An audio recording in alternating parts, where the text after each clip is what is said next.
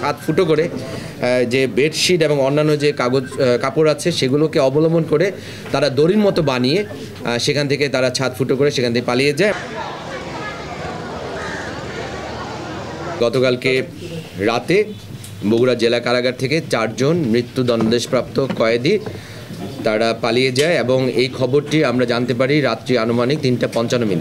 খবরটি জানার পরেই আমাদের অতিরিক্ত পুলিশ সুপার প্রশাসনের অর্থ এবং অফিসার ইনচার্জ সদর থানা ও সদর ফাঁড়ির যে সকল টহল দল যারা রাত্রিকালীন প্রহরায় ছিল তাদেরকে বেতার বার্তার মাধ্যমে সতর্ক করা হয় এবং আমাদের অফিসাররা তারা মাঠে বিভিন্ন জায়গায় অভিযান পরিচালনা করে এবং আমরা মূলত জেলখানার আশেপাশে যে জায়গাগুলো আছে সেগুলোকে সর্বোচ্চ গুরুত্ব দেই। জেলখানার পাশেই করতা নদী এবং সেই জেলখানার সাথে একটি ব্রিজ আছে।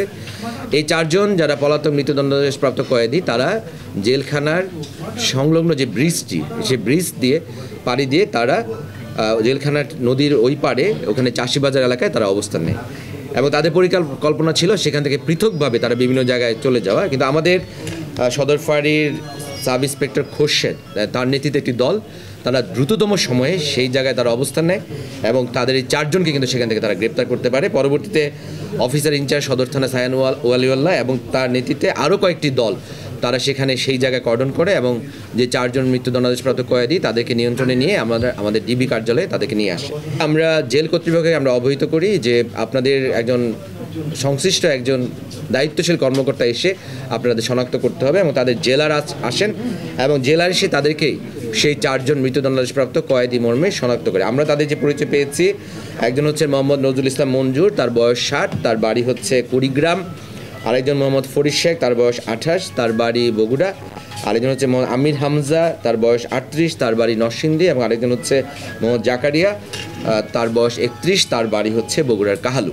ঘটনাস্থল পরিদর্শন করে আমরা যেটা দেখতে পেরেছি যে তারা 4 জনই হচ্ছে একটি কন্ডেম সেলে অবস্থান নিত, প্রিজন সেলে অবস্থান নিত এবং সেখানে মূলত ফটকের পাশে একটি জায়গা যেটি হচ্ছে সাধারণত জেলের যারা কর্তব্যরত যারা তারা কিন্তু ভিতরে খুব একটা প্রবেশ করতো না, তাদেরকে আড়াল করে তারা মূলত একটি কর্নার এলাকায় সেখানে ছাদ ফুটো করে যে বেডশিট এবং অন্যান্য যে কাপড় আছে সেগুলোকে অবলম্বন করে তারা দড়ির মতো বানিয়ে সেখান থেকে তারা ছাদ ফুটো করে সেখান থেকে পালিয়ে যায় এবং পরবর্তীতে আবারও এই কাপড় এবং বেডশিট জোড়া দিয়ে তারা ওই সুউচ্চ প্রাচীর থেকে নিচে নেমে জাস্ট ব্রিজ পাড়ি দিয়ে তারা নদীর ওই পারে চাষিবাজারে অবস্থান নেয়। তো এই ক্ষেত্রে এখন যে কাজটি আমরা করব, আমরা এই 4 জন মৃত্যুদণ্ডাদেশপ্রাপ্ত কয়েদি যারা পালিয়ে গেছে তাদের সম্পর্কে এখন আমাদের মামলা রুজু হবে। মামলা রুজু হওয়ার পরে তাদেরকে আমরা বিজ্ঞ আদালতে সোপর্দ করব এবং বিজ্ঞ আদালতের সোপর্দ করার পরে পরবর্তীতে তাদেরকে আবারও জেলখানা হস্তান্তর করা হবে।